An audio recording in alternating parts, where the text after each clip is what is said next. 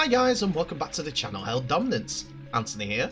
Please remember to like and subscribe and also click that notification bell if you enjoy what you're seeing and if you want to see more. Coming up in today's episode, Andrew Johns hospitalised with COVID. Adam Hills honoured for work with Paralympic and PDRL. And Canterbury forward on the road back after serious operations on foot.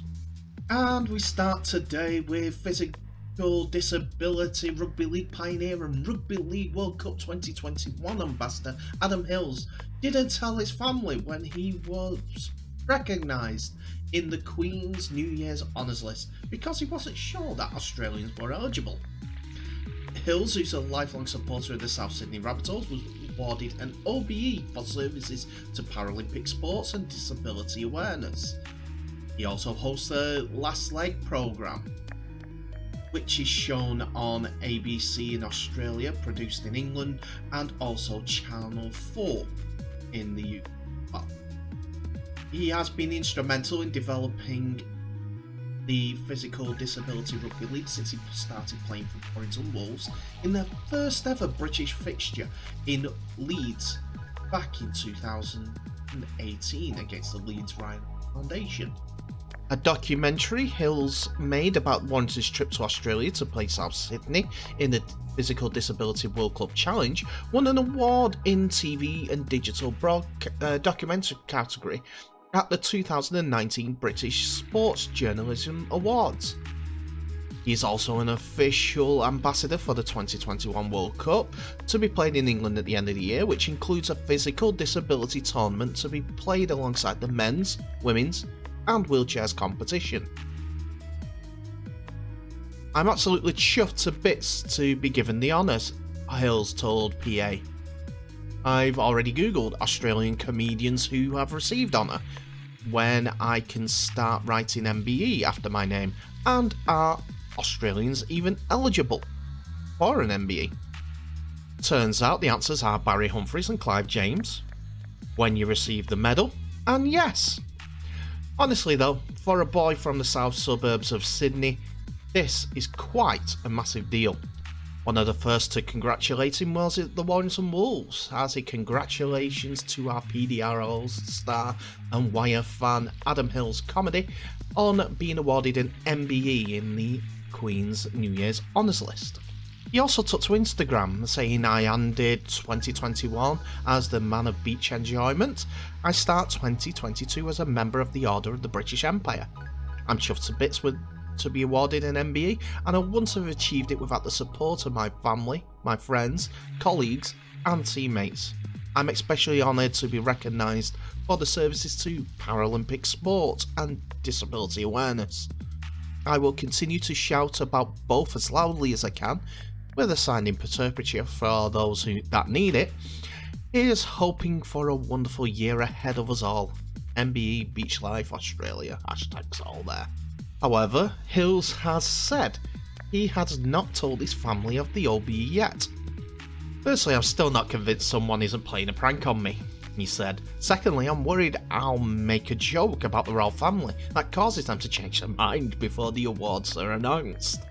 I'm pretty sure, however, that if they didn't have a good sense of humour, I wouldn't have been on the list in the first place. I'm pretty sure my mum will cry when she hears the news. Another to congratulate Adam Hills was Ralph Rimmer, the CEO of the RFL in the UK, as he said he has taken the inspirational stories of players involved in a national and international audience, and the great thing is he continues to play himself despite the odd setback, with his unmistakable love of the sport providing both uplifting and infectious. Take two. He has taken the inspirational stories of players involved to a national and international audience. The great thing, he's continued to play himself, despite the odd setback, with his unmistakable love for the sport, providing both uplifting and infectious stories, Rimmer said. Hills previously told NRL.com that his ambition was for the Physical Disability Rugby League to be included in the Paralympic Games. The last leg started as a show that ran alongside the London 2012 Paralympic coverage on Channel 4, but due to its popularity and its rating success, it became a permanent fixture. It's a BAFTA-nominated series, which I said shown on ABC, that covers the week's news topics, but has also shed a light on conversations around disability, with coverage of London, Rio, Tokyo, while doing the Paralympic Games. Paralympic sport has changed the way I see my own disability, as well as disabilities in general, Hill said. I feel incredibly lucky to be given the chance to cover the Paralympics, and I am happy to shout about Paralympics at every opportunity. He finished off, to be awarded for doing that is a kind of like being awarded for eating chocolate. I love doing it anyway, but if someone wants to give me a medal for it, I'll happily accept it.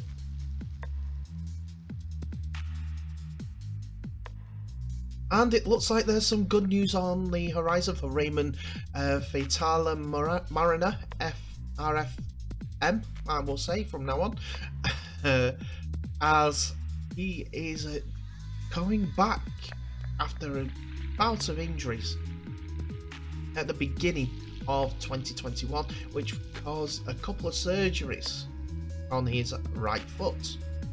Bulldogs Supremo Phil Gould has hailed RFM for his courage as the one-test Kiwis forward battles to overcome the serious foot injury that the Warriors product picked up in the first two games against Penrith in the NRL's 2021 season, and after surgery on his foot and having a subsequent bone graft due to it. A 9 worldwide of sport reports noted that medics have stated that there was a 20% chance that the problem could be career-ending, but Gould has said that Fatala Mariner was doing all he could to save his career and be back on board for the Bulldogs in 2022. He sat on the bench after coming off against Penrith Panthers in round 2, and there's a picture here with ice on the injury. And Gould went on to say, he's still got a long way to go, but he's better this time around compared to his previous surgery for the same injury, the general manager of football told 9 worldwide of sport. You can't question his courage and his work ethic. He's really putting it in. He is still in rehab and only running on 50% body weight, but no pain so far, which is encouraging. He has been able to participate in weight programs. Gould said that Fatala Mariner, who has yet to progress to contact training, had barely played since 2020, so he has got a lot of ground to make up. He's giving it all he can. Fatala Mariner grew up in Auckland, attending Edgewater College, and played for the Warriors National Youth Championship team and the Auckland Vulcans in the New South Wales Cup. He celebrated his first grade debut for the Warriors in 2015 and made another 11 appearances before joining the Bulldogs mid-season in 2016.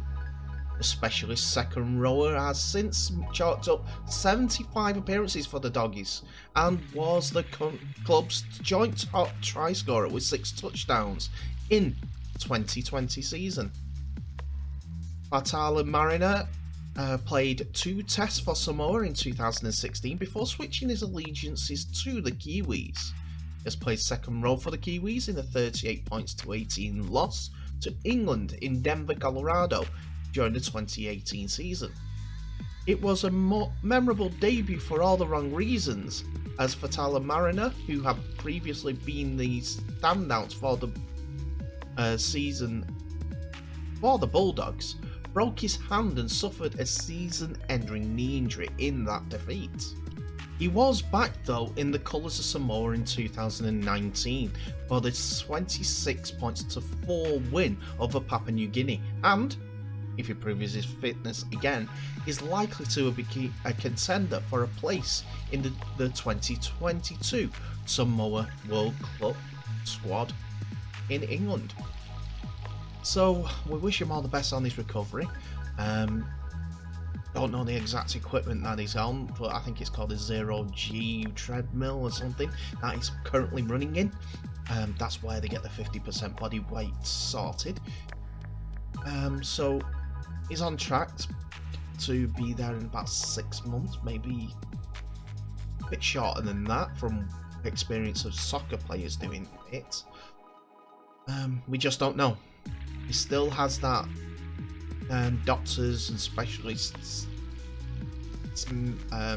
words in his ear that he has got a 20% likely situation where he's going to be not a rugby player. But we'll see. It'll be good for the Doggies at any point this year if he does play for them.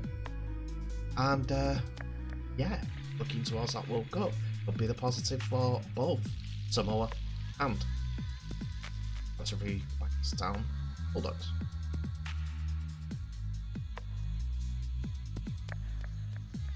And life with COVID continues as it's reported that NRL immortal Andrew Johns was admitted to a hospital in country New South Wales after contracting COVID. The Knights legend was believed to be on holiday in the Riverina region with his partner and daughter when he tested positive for the virus. Johns was admitted to Wagga Wagga Base Hospital before being taken to isolate at a hotel, according to the Daily Telegraph in Australia. After his isolation, the 47-year-old has reportedly returned to Sydney and is in good health. While the NRL is currently on a break, players and coaches are expected to return to pre-season training as early as next week. Johns will be no exception.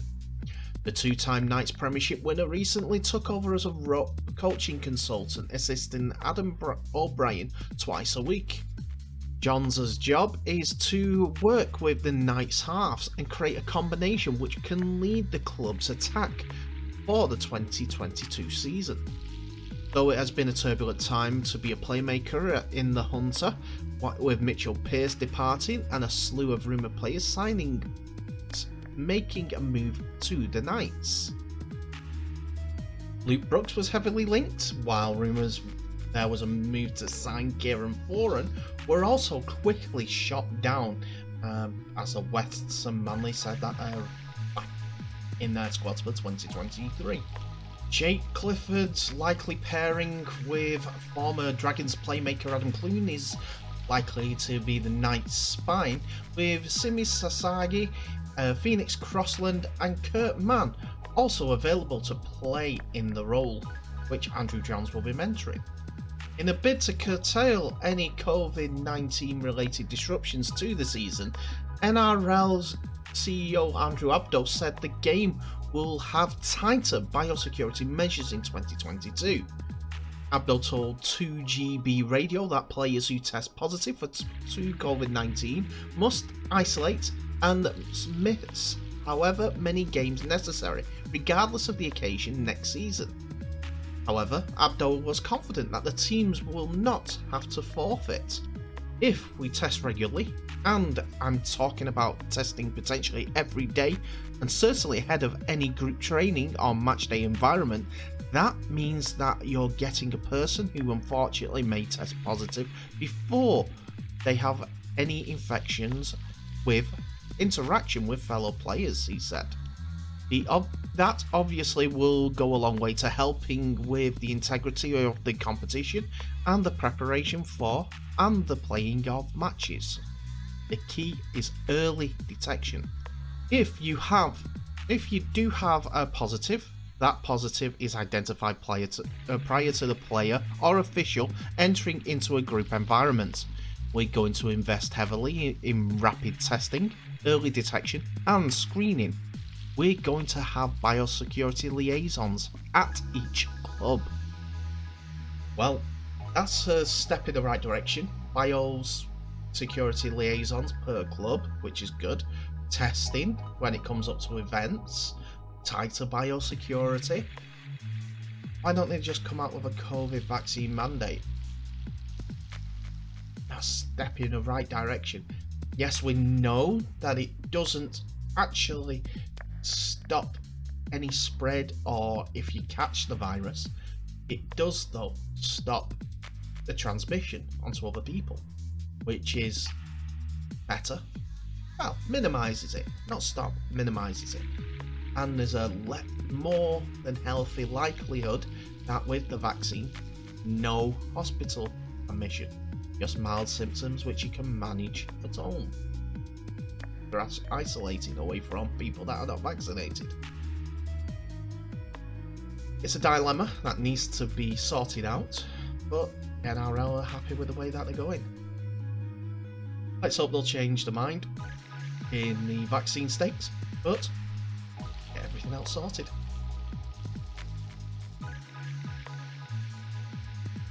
And that's it for another episode, ladies and gentlemen. Thank you so much for watching.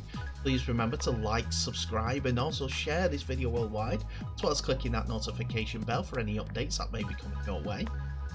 In the meantime, tell me what your thoughts are of this video. Do you think I'm right in saying that a mandated NRL blanket vaccine mandate should be in place? Because everyone is an employee of the NRL, it seems like, if they keep handing out the money. That's where all the money's coming from. Raymond Fatali Mariner, that's his name. RFM. Do you think he's likely going to play rugby league again? I do hope so, because the lad's putting in the work, and he has had a wretched injury. No two ways about it. Andrew Johns being hospitalised by COVID. Isolated. I was fine. Hopefully that is the continuing aspect, and he seems like that he's COVID vaccine positive. Shall we say that? And finally, our first story. Adam Hills. Does he deserve that OBE from the Queen on the New Year's Honours list? I think he does. I really do. He pushed forward the Rugby League after he found out about the South Sydney PDRL team and wanted to get involved in the Warrington one, and has played and has championed it, has been commenting about it, and also his work with the Paralympic Olympics, you know, that small event. He deserves all the work that he's put in for whether it's his TV show where he gets paid for it, doing the Olympics, pushing out their content for people to respect these athletes that are getting involved in sport, and making people more aware that of this of a disabled nature, that sports are out there for them to play, team sports and also individual events. He's got a megaphone on Channel 4, hopefully he continues using it, and well done to him for the honour. But anyway, guys, thank you for all the comments in the last few days. They have been brilliant. Nick, I'm sorry about Salford comment, but I'm afraid that's how I call it at this point. Get in touch. I like to comment with you. But in the meantime, please stay safe, everyone who's watched these videos. All the best to you. Share the videos worldwide. Thank you so much, and I'll see you in the next video.